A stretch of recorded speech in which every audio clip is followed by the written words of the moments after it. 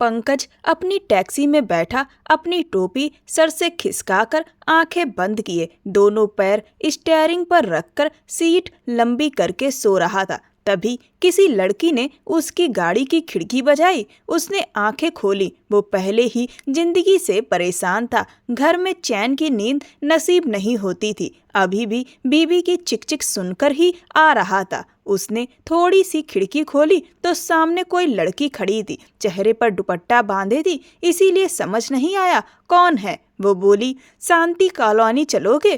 पंकज ने कहा, हाँ जी, क्यों नहीं। वो बोली, लेकिन वहाँ थोड़ी देर रुकना पड़ेगा, बस 2 घंटे का काम है, फिर यहीं छोड़ देना। पंकज ने कहा, यहाँ से शांति कॉलोनी तक के 800 लगेंगे, वहाँ 2 घंटे रुकने का 500 लगेगा और वापस छोड़ने का भी 800, ऐसे में 2100 बनते हैं। लेकिन तुम 2000 दे देना। लड़की बोली, ठीक है भाई, लेकिन जल्दी करो। सुबह से यह उसकी दूसरी सवारी थी। हालात की तंगी, ऊपर से लड़ाकू बीवी ने जिंदगी नर्क बना दी थी। पंकज ने टैक्सी स्टार्ट की और शांति कॉलोनी की तरफ चल दिया। कुछ देर बाद लड़की का मोबाइल बजा। उसने फोन उठाकर कहा, क्या है सेठ, अपने जज्बात पर काबू नहीं रख सकते? कहा था पहुंच रही हूँ, बार बार फोन करके दिमाग खराब मत करो। यह कहकर उसने फोन काट दिया। फिर बड़बड़ाई, पैसे दे दिए तो समझता है औरत उसकी जागीर हो गई। फिर पंकज से बोली, अपनी फटफटिया तेज चला भाई, उस कीड़े को चैन नहीं आ रहा। पंकज को अंदाजा लग गया कि यह लड़की किस काम से जा रही है। करीब आधे घंटे में उसने उस लड़की को उसकी मंजिल पर उतार दिया। वैसे भी रात का वक्त था, सड़क पर ज्यादा गाड़ियां नहीं थी। लड़की बोली, तुम यहीं रुको, मैं 2 घंटे में आ जाऊंगी। यह कहकर वो ऊपर इमारत की तरफ देखने लगी और फिर अंदर चली गई। पंकज ने गहरी सांस ली और दोबारा आंखें बंद कर ली। सोचने लगा, हक का पैसा कमाना कितना मुश्किल है। पूरे दिन सड़कों पर भटकने के बाद यही दूसरी सवारी हाथ लगी थी। पहली तो पैसे भी ढंग से नहीं दे गई थी। वैसे भी टैक्सी पुरानी थी, उसके बापू के जमाने की, काले पीले रंग की वही पुरानी गाड़ी। उसकी उम्र करीब 35 साल थी। 2 बच्चे थे, पंकज की बीवी थी और वही रोज का झगड़ा, रोना धोना। जो भी पैसा वो कमाता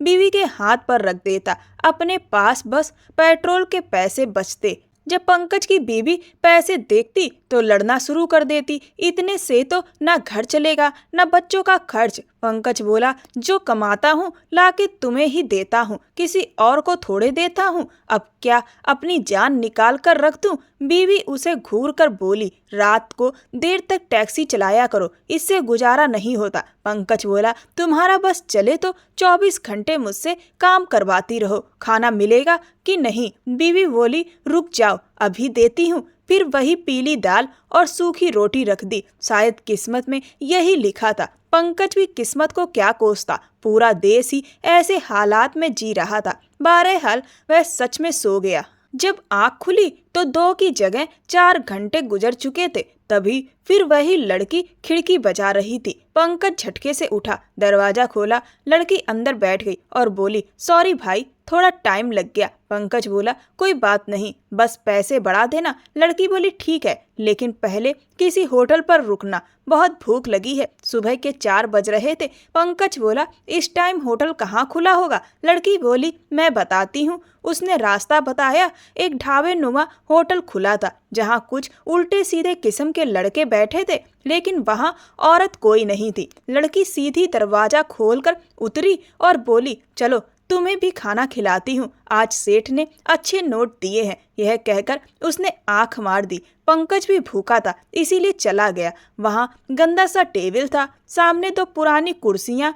लड़की बैठ गई और पास खड़े लड़के को आवाज दी, ए लड़के। करीब 12 साल का लड़का था, मैले कुचैले कपड़े पहने। उसने रुमाल से टेबल झाड़ा और बोला, हाँ दीदी, क्या खाओगी? लड़की बोली, छोला भटूरा की 2 प्लेट ला, गरम लाना, पिछली बार ठंडी लाया था, मजा नहीं आया था। यह कहकर उसने दुपट्टा उतारा और पर्स में रख दिया। पंकज तो उसे देखता ही रह गया। बड़ी खूबसूरत थी, गोरा चिट्टा रंग, उम्र कोई 23-24 साल, होठों पर लिपस्टिक थोड़ी उतरी हुई, आंखों में काजल फैला हुआ, मेकअप भी बिखरा बिखरा सा। साफ था कि कहाँ से आ रही है। थोड़ी देर में गर्मा गर्म खाना सामने आ गया।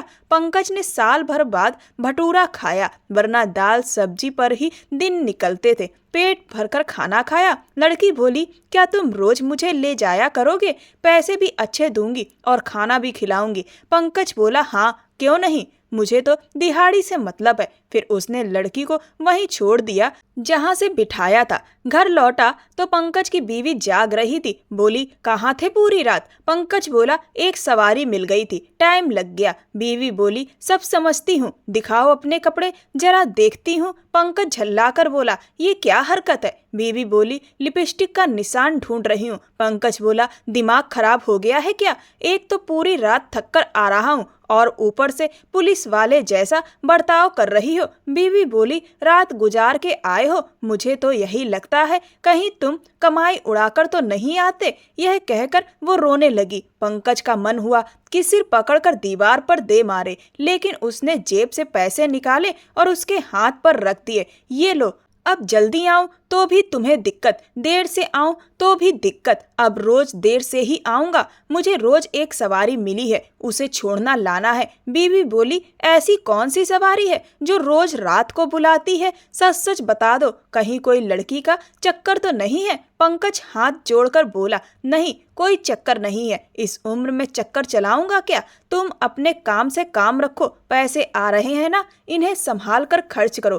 पंकज इतने पैसे लेकर घर आया तो उसकी बीवी कविता का मूड थोड़ा ठीक हुआ। वह कहने लगी, नाश्ता बना दूं तुम्हारे लिए? पंकज ने कहा, नहीं, मैं खाना भी खा के आया हूँ। कविता ने शक भरी नजरों से उसे देखा और बोली, इस वक्त कौन सा खाना खा के आ रहे हो? पंकज ने कहा, देख कविता, मेरा दिमाग मत खाओ, मुझे नींद आ रही है, 24 घंटे से जाग रहा हूँ। यह कहकर पंकज ने चारपाई बिछाई, स्टैंड फैन अपनी तरफ घुमाया और लंबी चादर तान कर सो गया। यह रोज का ही रूटीन बन गया था। वह रोजाना पिंकी को अलग अलग जगहों पर लेकर जाता, उसका इंतजार करता और फिर वापस आकर खाना खाकर उसे घर छोड़कर अपने घर आता। पिंकी अपने घर की अकेली कमाने वाली थी। उसने अपने बूढ़े माँ बाप से कह रखा था कि रात को कहीं कपड़े सिलाई करती है और उसकी बड़ी मालकिन रात में ही कपड़े सिलने के लिए देती है। दिन में वह कहती कि कपड़े बेचती हूँ, सिलती नहीं हूँ। यह बहाना बनाकर वह रात सजाने का काम करती थी। एक बार पंकज ने उससे पूछा कि तुम सिलाई क्यों नहीं कर लेती? पिंकी बोली, ऐसा नहीं है कि मुझे सिलाई का शौक नहीं है, बल्कि नए नए तरह के कपड़ों को डिजाइन करना मुझे बहुत पसंद है, लेकिन उसके लिए बहुत पैसा चाहिए और मैं कोई साधारण टेलर बनकर गुजारा नहीं करना चाहती। मेरा सपना है कि मेरी खुद की एक बहुत बड़ी बुटीक की दुकान हो, जिसमें एक से एक बढ़िया मेरा डिजाइन किया हुआ कपड़ा टंगा हो, जो महंगे महंगे दामों पर बिके। लेकिन इस सब के लिए बहुत पैसा चाहिए। यह छोटी मोटी दुकान खोलकर सिलाई करके मिलता ही क्या है? 4 घंटे में एक ड्रेस सिलती हूँ और बड़ी मुश्किल से 500 या 700 रुपए मिलते हैं, और यहाँ 4 घंटे में 10,000 या 15,000, और अगर सेठ खुश हो जाए तो 25,000 भी दे देता है। पंकज बोला, लेकिन यह सब गलत काम की कमाई है। पिंकी बोली, क्या करूँ बता? गलत काम की कमाई से ही सही, कम से कम घर तो चलता है। घर में 4 छोटी बहनें हैं, अगर मैं यह सब ना करूं तो उनमें से किसी एक को ये सब करना पड़ेगा। पापा को दमे की बीमारी है, माँ को दिल की बीमारी है, बहुत महंगी दवाइयाँ आती हैं, डॉक्टर का खर्च अलग है। पैसे आते हैं और तुरंत चले जाते हैं। अगर एक बार बड़ा पैसा हाथ लग जाए तो मैं यह धंधा छोड़ दूंगी। मैं कोई खुशी खुशी यह काम नहीं कर रही, बल्कि मैं तो पहले ऐसा कभी सोचती भी नहीं थी। लेकिन फिर एक दिन मेरी मजबूरी का फायदा उठाकर किसी ने मुझे इस दलदल में धकेल दिया और फिर मैं खुद ब खुद इस दलदल में घुसती चली गई, क्योंकि घर की जिम्मेदारियों ने मुझे इस गंदगी से बाहर निकलने ही नहीं दिया। मैं भी सोचती हूँ कि एक बार कोई ऐसी मोटी रकम हाथ लग जाए जिससे मैं अपना सपना पूरा कर सकूं, जिससे मेरी अच्छी कमाई शुरू हो जाएगी, तो मैं यह सब कुछ छोड़ दूंगी। असल में हर किसी के अपने दुख थे, वही गरीबी, वही तंगी। सच कहे तो पंकज को भी उस लड़की से अच्छे खासे पैसे मिलते थे। हालांकि उसका पेट्रोल सिर्फ 200 रुपए का लगता था, लेकिन ऊपर के 2000 रुपए पिंकी उसे अलग से देती थी। कभी कभी खुश होकर 5000 भी दे देती थी। कविता भी फिलहाल राजी थी। कभी कभी उसे पंकज के किरदार पर शक होता था, लेकिन वह जानती थी कि पंकज ऐसा आदमी नहीं है, और सच भी यही था। एक बार दिन में पंकज को एक विदेशी औरत और विदेशी आदमी की सवारी मिल गई। वो दोनों एयरपोर्ट से आ रहे थे। रास्ते में उनकी टैक्सी खराब हो गई और उसी वक्त पंकज की टैक्सी वहां खड़ी थी। मजबूरी में वह दोनों पंकज की टैक्सी में बैठ गए। हालांकि टूटी फूटी टैक्सी में बैठना उनकी शान के खिलाफ था, लेकिन मजबूरी थी, करनी पड़ी। पंकज ने उन्हें एक होटल में छोड़ा। रास्ते में गाड़ी में बैठे हुए उनकी बातें सुनकर पंकज समझ गया था कि वो क्या बात कर रहे हैं, क्योंकि वो आधी टूटी फूटी हिंदी और आधी इंग्लिश में बात कर रहे थे। वो दोनों पति पत्नी थे और बे औलाद थे। उन्हें बच्चा चाहिए था। उनकी बातें सुनकर पंकज के दिमाग में एक आइडिया आया। उसने यह बात पिंकी से कही और सिगरेट पीते हुए बोला, अच्छी तरह सोच ले पिंकी, इससे अच्छा मौका तुझे दोबारा नहीं मिलेगा। अगर तूने यह काम किया ना, तो तुझे इस दलदल से निकलने का मौका भी मिल जाएगा और तेरा सपना भी पूरा हो जाएगा और तेरे घर की सारी जरूरतें भी आराम से पूरी हो सकेंगी। पिंकी सोच में पड़ गई और बोली, यह बहुत मुश्किल और रिस्की काम है। यह ऐसा काम है जिसे मैं किसी से छुपा भी नहीं सकती। तू जानता है, अगर पापा की बीमारी का मामला ना होता तो शायद मैं ये काम करती ही नहीं। पंकज बोला, देख, सिर्फ कुछ महीनों की बात है। वो लोग मुंह मांगी रकम देने को तैयार हैं और ऐसा मौका बार बार नहीं मिलता। 3-4 महीने तक तो घर वालों से कुछ कहने की जरूरत नहीं। उसके बाद तुम कह देना कि तुम्हारी नौकरी दूसरे शहर में लग गई है। बाकी के महीने मैं संभाल लूंगा। पिंकी ने दोनों हाथों से अपना सर पकड़ लिया। फिर पंकज को देखकर बोली, लेकिन तुम मुझे कहाँ रखोगे और किस हैसियत से? पंकज बोला, किसी भी हैसियत से नहीं, कोई ना कोई बहाना बना दूंगा। तुम फिक्र मत करो, बस यह सुनहरा मौका हाथ से मत जाने दो। पिंकी बोली, बाकी सब तो ठीक है, लेकिन यह लोग विदेशी हैं, इसीलिए दिल नहीं मान रहा। पंकज बोला, लोग विदेशी हो या अपने, फर्क क्या पड़ता है? सोच ले अच्छे से, यहाँ पैसे डॉलर में मिलेंगे, तेरे दिन बदल जाएंगे और तेरे साथ मेरे भी। मैं 25% लूंगा और फिर तेरा कौन सा कोई साफ सुथरा रिकॉर्ड है? तेरे सारे राज मुझे पता है। पिंकी बोली, वो सब अलग बात है, यह अलग बात है। यह बड़ा रिस्की और मुश्किल काम है। पंकज बोला, देख, एक रात के लिए तुझे 20-22 हजार से ज्यादा कोई नहीं देगा और यह लोग तुझे डॉलर में तोल देंगे। जानती है ना इस वक्त डॉलर की कीमत कितनी बढ़ गई है? वहाँ का 1 रुपया यहाँ के 88 रुपए से भी ऊपर है। पंकज की बात सुनकर पिंकी सोच में पड़ गई और आखिरकार राजी हो गई। अगले ही दिन पंकज उसी होटल में गया जहां वो विदेशी औरत और विदेशी आदमी ठहरे हुए थे। उनके कमरे के सामने जाकर उसका दिल जोर जोर से धड़कने लगा। उसने दरवाजे पर दस्तक दी। दरवाजा विदेशी औरत ने खोला। उसने पंकज को पहचान लिया और पूछा, क्या काम है? पंकज बोला, मुझे आप दोनों से बात करनी है। आपकी प्रॉब्लम का सॉल्यूशन मेरे पास है। विदेशी औरत ने अपने पति को बुलाया। दोनों ने हैरानी से पंकज को देखा और फिर कमरे में आने दिया। पंकज ने कहा, मैं एक ऐसी लड़की को जानता हूँ जो आपका बच्चा पैदा कर सकती है। बदले में आपको बस पैसे देने होंगे। यह सुनकर विदेशी औरत और विदेशी आदमी बहुत खुश हुए और बोले, हमें उस लड़की से मिलवा दो, हम मुंह मांगी कीमत देंगे। यह सुनकर पंकज की आंखें चमक उठी। पिंकी के साथ साथ उसकी भी सारी दिक्कतें हल हो सकती थी। अगले दिन पंकज पिंकी को लेकर उसी होटल में पहुंचा। वहां विदेशी औरत और विदेशी आदमी ने सारी बातें पिंकी को समझाई। पिंकी को इस काम में कोई दिक्कत नजर नहीं आई, बल्कि यह काम तो अब उसे आसान लगा। बस एक बच्चा ही तो पैदा करना था और वह भी बिना उस विदेशी आदमी के साथ किसी रिश्ते के। असल में वो लोग सैरोगेसी करवाना चाहते थे। विदेशी औरत बच्चा चाहती थी, लेकिन प्रेगनेंसी की तकलीफ नहीं झेलना चाहती थी। इसीलिए उन्हें एक ऐसी लड़की चाहिए थी जो उनका बच्चा पैदा करे। इस काम के लिए पिंकी राजी हो गई। विदेशी औरत ने कहा कि वह इस काम के लिए पिंकी को $2 लाख देगी। यह सुनकर पिंकी और पंकज दोनों की आंखें फटी रह गईं। $2 लाख बहुत बड़ी रकम थी। 25% भी अगर पंकज को मिलते तो उसकी तो पूरी जिंदगी ही बदल जाती और सारी समस्याएं अपने आप ही खत्म हो जाती। पिंकी से पहले पंकज ने हामी भर दी, हमें मंजूर है। पिंकी ने भी हामी भर दी। उन दोनों ने पिंकी को 5 लाख रुपए एडवांस दिए और कहा बाकी पैसे बच्चा पैदा होने के बाद मिलेंगे। वो लोग हॉस्पिटल का पता देकर चले गए और पंकज और पिंकी आपस में पैसे बांटने लगे। पिंकी कहने लगी अगर मुझे ये सारे पैसे मिल जाएंगे तो मैं ये गंदगी से भरी जिंदगी छोड़ दूंगी। पंकज कहने लगा देख लिया, मैंने कहा था ना यह ज्यादा मुश्किल काम नहीं है। वह कहने लगी मुझे तो यह समझ नहीं आ रहा, ऐसा कैसे हो सकता है बिना किसी मर्द के साथ किसी रिश्ते में मैं उसके बच्चे को पैदा कर सकती हूँ। पंकज कहने लगा साइंस ने बड़ी तरक्की कर ली है, बड़ा कुछ होने लगा है। पिंकी कहने लगी बहरहाल जो भी है मैं इस काम के लिए राजी हूँ, लेकिन देखो तुम मेरा आखिर तक साथ दोगे। पंकज कहने लगा क्यों नहीं, मैं तुम्हारा साथ जरूर दूंगा। पिंकी कहने लगी अगर ऐसे 2-4 ग्राहक और मिल जाएं तो हमारे तो वारे न्यारे हो जाएं। बहरहाल दोनों बड़े खुश थे। अगले ही रोज पंकज पिंकी को हॉस्पिटल लेकर गया। बस एक छोटा सा ऑपरेशन टाइप किया गया। पिंकी को बहुत डर लग रहा था।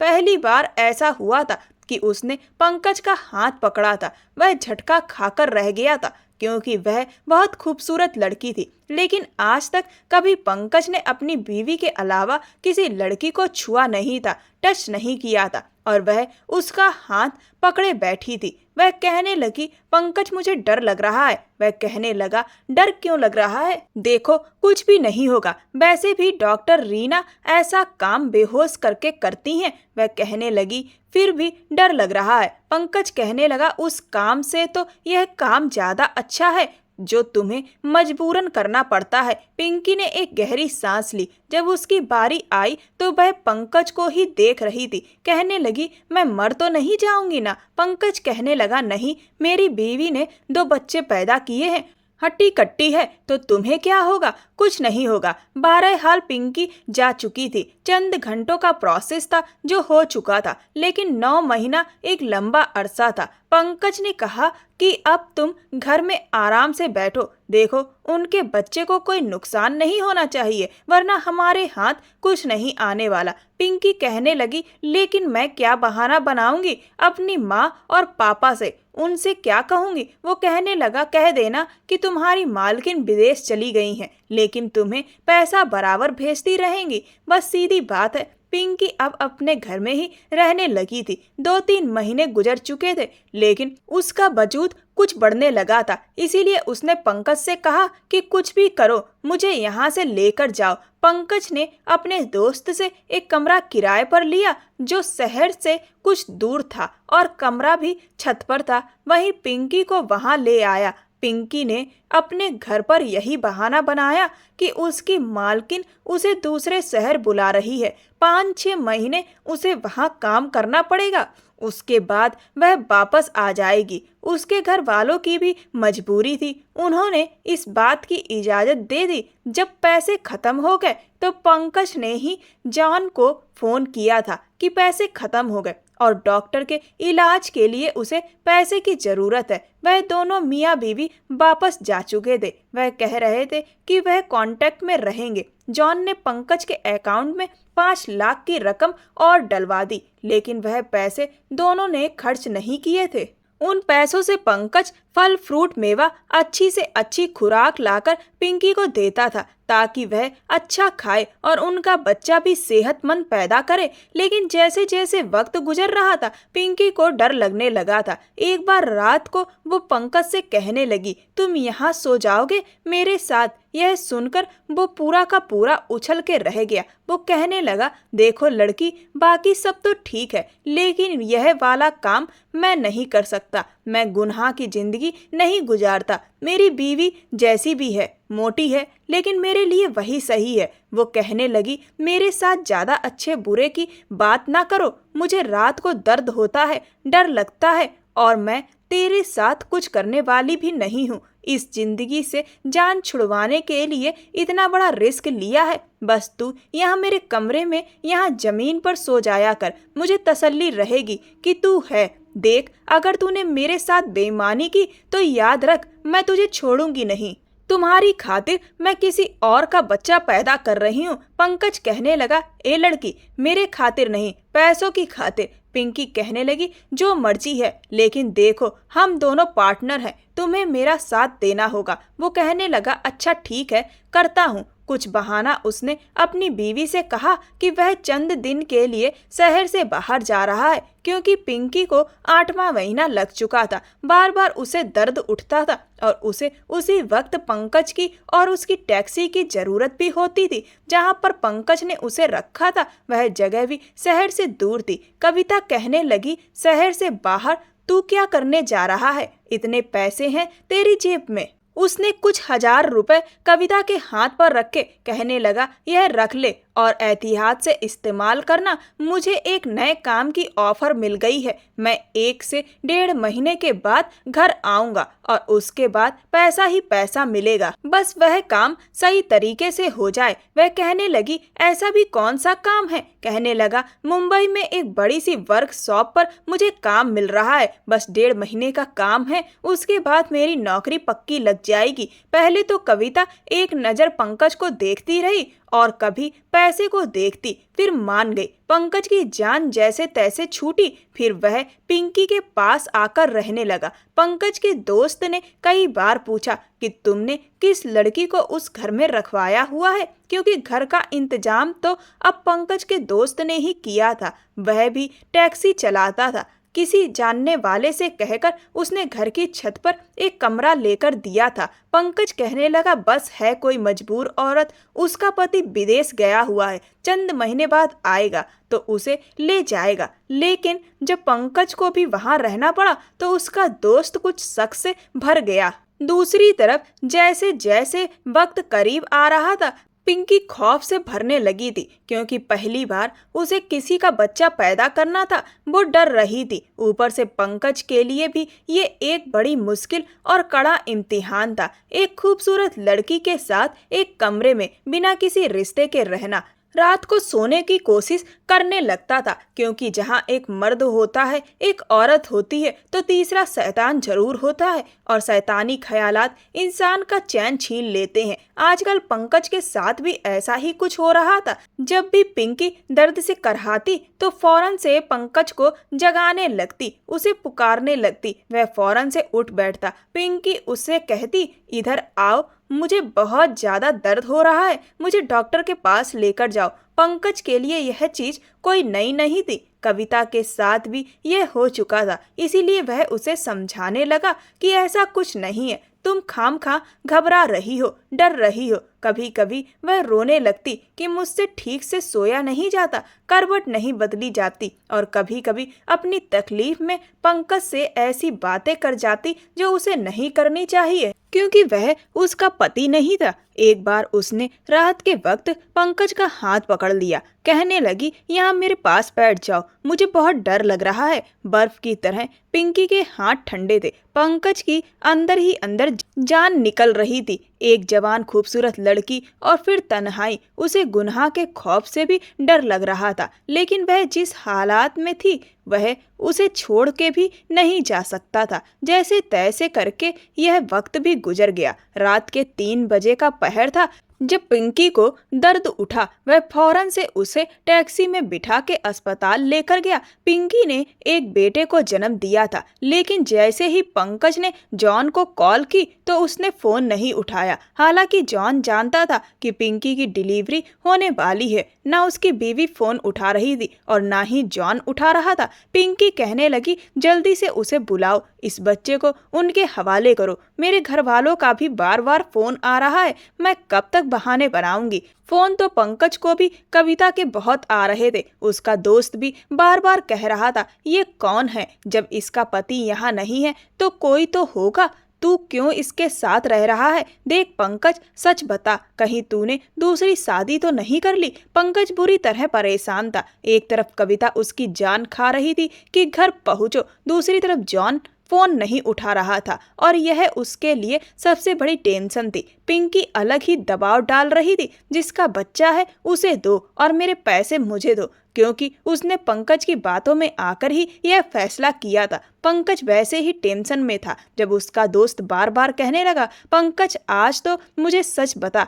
तंग आकर उसने कह दिया, हाँ ये मेरी बीवी है, मैंने शादी कर ली है इससे, अब मेरी जान छोड़ यार, यहाँ एक से एक मुसीबतें खत्म नहीं होती, तू ऊपर से मेरे पीछे पड़ा है। यह सुनकर उसके दोस्त ने जाकर तुरंत कविता को बता दिया। कविता तो रो पीट कर हंगामा करती हुई उसी दोस्त के साथ उस घर पर पहुंच गई जहां पिंकी थी। दूसरी तरफ पिंकी के माँ बाप को भी किसी ने खबर दे दी कि पिंकी दूसरे शहर में कहीं नहीं गई है, बल्कि उसे लोगों ने हॉस्पिटल में देखा है और फिर नए मोहल्ले में भी देखा है। समय कुछ ऐसा था कि दोनों के घर वाले एक साथ ही पहुंच गए। उस वक्त पंकज बच्चे को चुप करवाने की कोशिश कर रहा था।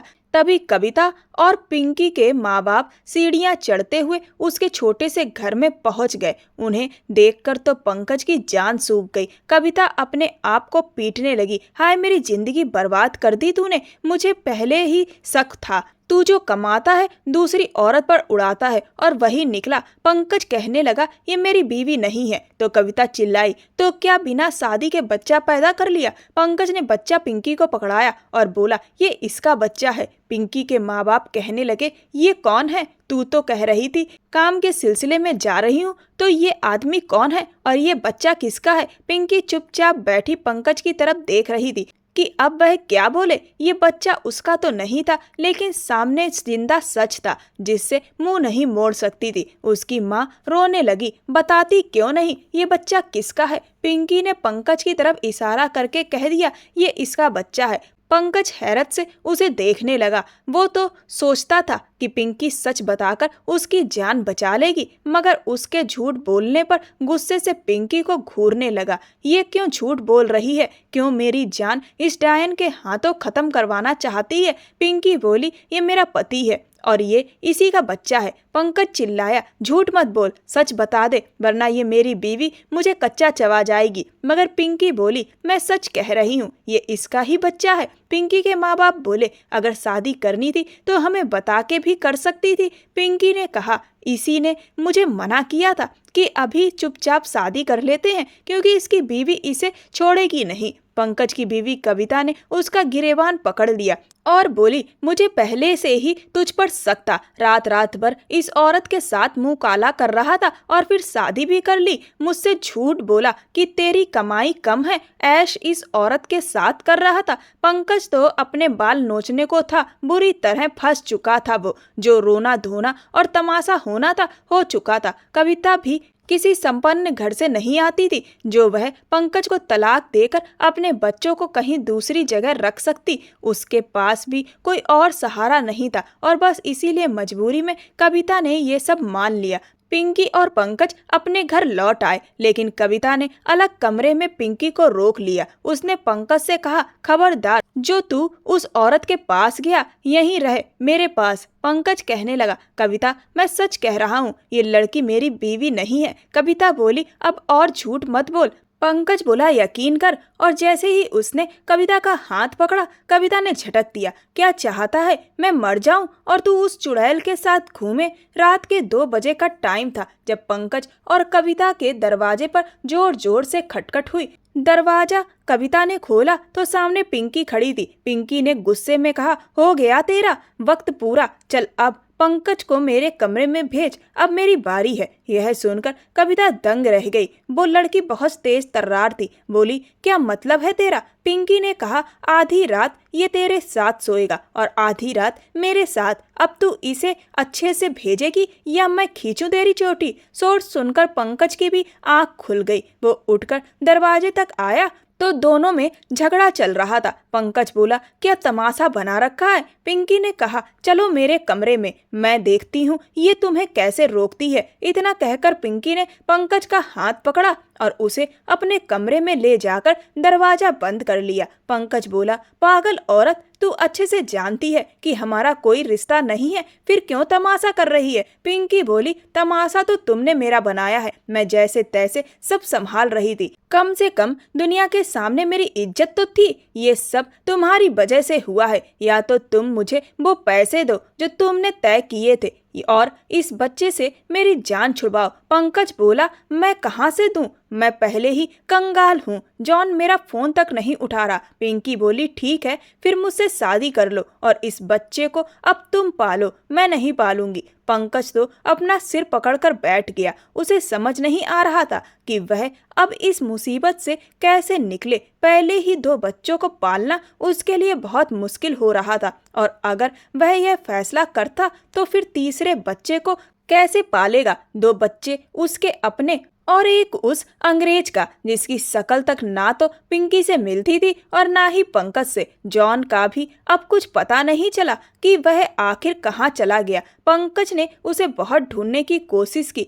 लेकिन उनकी कोई खबर नहीं मिली। जब भी पंकज टैक्सी चलाकर घर आता तो अक्सर घर में लड़ाई झगड़ा हो रहा होता। कविता और पिंकी आपस में बुरी तरह से झगड़ रही होती, तू मैं कर रही होती। पंकज को अपने किए गए इस लालच के फैसले पर बहुत ही अफसोस होने लगा था। वह समझ गया था कि कभी भी किसी विदेशी पर भरोसा नहीं करना चाहिए और इस तरह से किसी और का बच्चा पैदा करना भी बहुत गलत है। ऐसा कोई काम भी पैसे के लिए बिल्कुल नहीं करना चाहिए। लालच के चक्कर में आकर उसने न सिर्फ पिंकी की बल्कि अपनी जिंदगी भी बर्बाद कर ली थी और जो कुछ थोड़ा बहुत सुकून उसकी जिंदगी में था वह भी अब पूरी तरह से खत्म हो गया था। अब उसकी हालत बिल्कुल ऐसी थी, धोबी का कुत्ता, घर का ना घाट का। ना तो उसे घर से बाहर चैन मिलता था और घर में आते ही और ज्यादा मुसीबत दिखती थी। पिंकी तो जैसे पूरी तरह से पंकज से बदला ले रही थी क्योंकि उसकी जिंदगी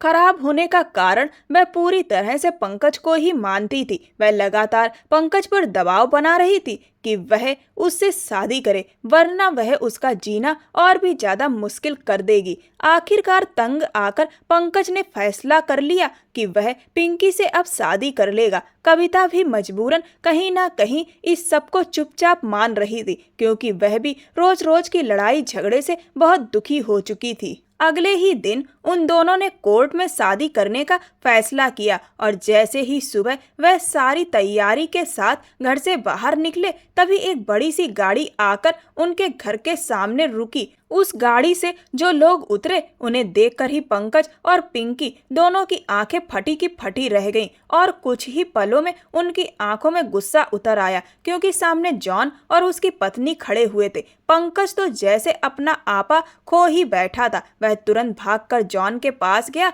और उसका गिरेबान पकड़कर उल्टी सीधी बातें उसे सुनाने लगा। पिंकी भी तुरंत आगे बढ़ी और ना जाने क्या क्या उन लोगों को कह डाला। तभी कविता उनके पास पहुंची और कहने लगी, यह सब क्या हो रहा है? आखिर यह लोग कौन है? पंकज कहने लगा, मैं तुझसे कहता था ना कि यह मेरी बीवी नहीं है और ना ही यह मेरा बच्चा है। देख, यह जो आदमी खड़ा है ना, यही दरअसल इस बच्चे का असली बाप है। लेकिन तुझे तो मुझ पर विश्वास ही नहीं था। पंकज ने कहा कि तुम लोग आखिर कहाँ चले गए थे? ना तो तुम हमारा फोन उठा रहे थे और ना मेरा तुमसे कोई कांटेक्ट हो पा रहा था। जॉन ने उन लोगों को शांति से घर में बिठाया और पंकज से कहा कि एक बार हम दोनों की हालत तो देखो। जब उनका गुस्सा थोड़ा ठंडा हुआ और ध्यान से जॉन ने अपनी पत्नी को दिखाया तो उन्हें कुछ कुछ बात समझ में आने लगी। दरअसल उन दोनों के काफी चोटों के निशान दिख रहे थे और अभी भी उनके पट्टियां बंधी हुई थी।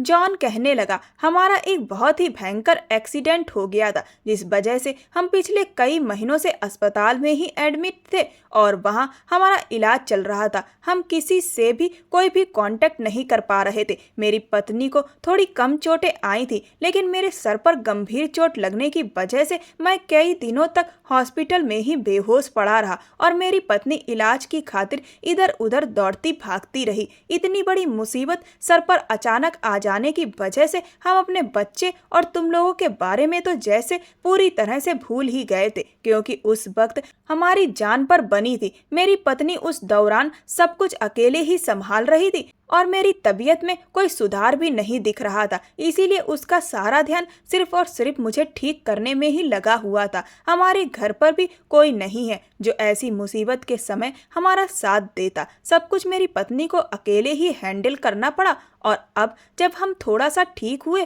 तो हमें तुरंत ही अपने बच्चे और तुम लोगों की याद आई और सीधा पहली फ्लाइट पकड़कर हम यहाँ आ गए, क्योंकि हमें पता था कि तुम लोग अब तक बहुत ज़्यादा परेशान हो चुके होगे। उन दोनों की यह बात सुनकर पंकज और पिंकी ने चैन की सांस ली। कविता को अभी भी विश्वास नहीं हो रहा था कि यह सब हो क्या रहा है। पंकज ने तुरंत ही पिंकी के माँ बाप और उसकी बहनों को भी घर बुला लिया और उन्हें भी विस्तार से सब कुछ बताया। पंकज ने कहा कि आपकी बेटी का यह बच्चा जरूर है, लेकिन यह किसी भी ऐसे वैसे तरीके से नहीं है। और फिर पंकज ने उन्हें सरोगेसी के बारे में सब कुछ अच्छे से समझाया। उन लोगों को भी यकीन नहीं हो रहा था कि साइंस ने इतनी तरक्की कर ली है कि ऐसे भी कोई इंसान औलाद पा सकता है, लेकिन यह सच था और इसे झुटलाया नहीं जा सकता था। जॉन और उसकी पत्नी ने बाकी के जितने पैसे बचे थे वह सारे पंकज और पिंकी को दे दिए और फिर वह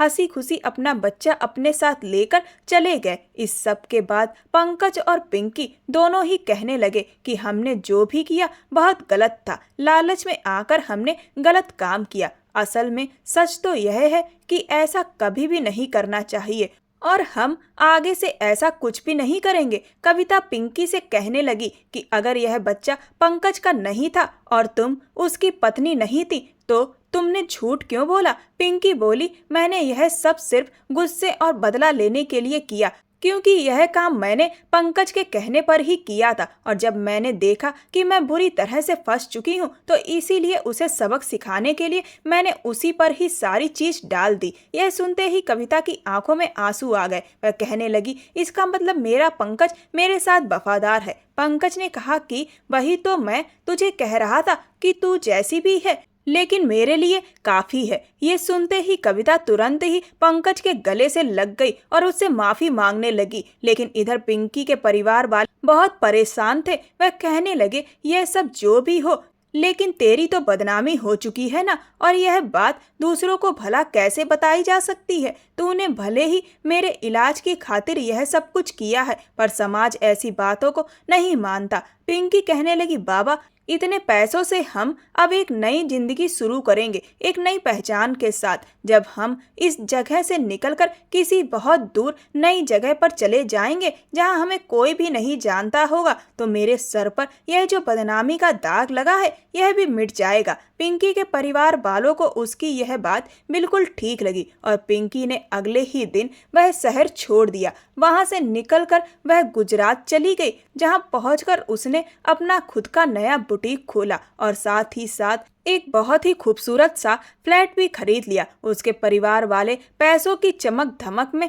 पिछले बुरे अतीत को पूरी तरह से भूल गए और एक शानदार जिंदगी जीने लगे। इधर पंकज ने भी कई सारी टैक्सियां खरीद ली। अब वह टैक्सी चलाता नहीं था बल्कि ड्राइवर रखकर अपनी खुद की टैक्सियों को चलवाता था, जिससे उसे किराए का पैसा भी मिलता था और टैक्सियां भी उसकी खुद की ही थी। इसके साथ ही उसने कुछ छोटे मोटे कारोबार का काम भी डाल दिया, जिससे उसे और ज़्यादा अच्छी कमाई होने लगी। उसने भी एक खूबसूरत सा फ्लैट खरीद लिया और बाकी के बचे पैसे अपने बच्चों के नाम पर फिक्स कर दिए ताकि उनकी पढ़ाई और शादी ब्याह का खर्च अच्छे से निपट जाए। और गुजरात में कुछ सालों बाद पिंकी एक बड़ी बिजनेस वूमेन बन गई थी और उसकी मुलाकात एक सतीश नाम के लड़के से हुई जो तलाकशुदा था। वह पिंकी को काफी ज्यादा पसंद करने लगा था और उससे सच्ची मोहब्बत कर बैठा। जब उसने पिंकी से अपनी सच्ची मोहब्बत का इजहार किया और कहा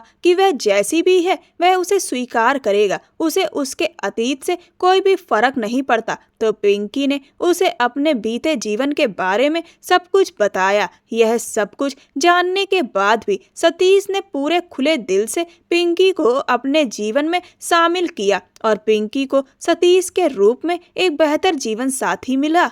दोस्तों, आपको क्या लगता है कि पंकज और पिंकी ने अपनी मजबूरी या पैसों की जरूरत के चलते जो कुछ भी किया, क्या वह सही था या गलत? दोस्तों, यह कहानी पूरी तरह काल्पनिक है। इसमें जो सैरोगेसी और पैसों से जुड़ी बातें दिखाई गई हैं, वो सिर्फ मनोरंजन और जागरूकता के लिए हैं। इसे असल जीवन की सलाह या उदाहरण मत समझिए। यह पूरी कहानी काल्पनिक है। इसका किसी भी व्यक्ति, स्थान या वास्तविक घटना से कोई संबंध नहीं है। इसका उद्देश्य केवल मनोरंजन, शिक्षा, सस्पेंस आधारित कहानी प्रस्तुत करना है। आपको यह कहानी कैसी लगी, मुझे कमेंट सेक्शन में जरूर बताएं। मेरे चैनल को सब्सक्राइब कर वीडियो को लाइक कर दें और वीडियो को हाइप भी दें। ऐसी और भी रोमांचक कहानियों को सुनने के लिए मेरे चैनल के साथ बने रहें। धन्यवाद।